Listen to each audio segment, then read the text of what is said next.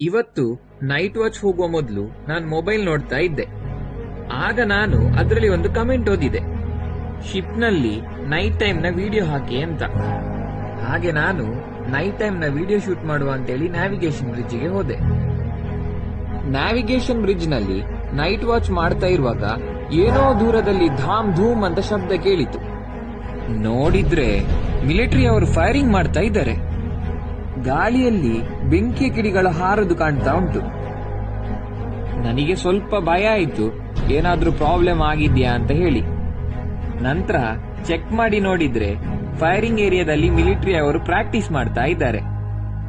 ನಮ್ಗೆ ಆ ಏರಿಯಾಕ್ಕೆ ಹೋಗ್ಲಿಕ್ಕೆ ಆಗುದಿಲ್ಲ, ಯಾಕೆಂತ ಹೇಳಿದ್ರೆ ಅದು ಪ್ರೊಹಿಬಿಟೆಡ್ ಏರಿಯಾ. ನಿಜ ಹೇಳ್ಬೇಕಾದ್ರೆ ನನ್ನ ಹಾರ್ಟ್ ಬೀಟ್ ಉಂಟಲ್ಲ ಫುಲ್ ರೈಸ್ ಆಗಿತ್ತು. ಇಂತಹ ಒಂದು ನೈಟ್ ಎಕ್ಸ್ಪೀರಿಯನ್ಸ್ ಮೇಲೆ ನಿಮ್ಮ ಅನಿಸಿಕೆ ಎಂತ ಅಂತ ಹೇಳಿ ಕಮೆಂಟ್ ಮಾಡಿ ಅಂತ ಹೇಳ್ತಾ ಈ ವಿಡಿಯೋನ ಇಲ್ಲಿಗೆ ಮುಗಿಸ್ತಾ ಇದ್ದೇನೆ. ಧನ್ಯವಾದಗಳು.